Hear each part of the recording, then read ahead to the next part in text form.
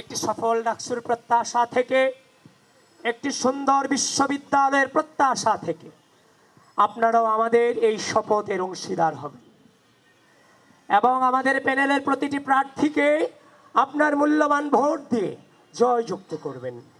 আসুন আমরা সবাই নিজ নিজ পছন্দের প্রার্থীকে ও প্যানেলকে ভোট দেই।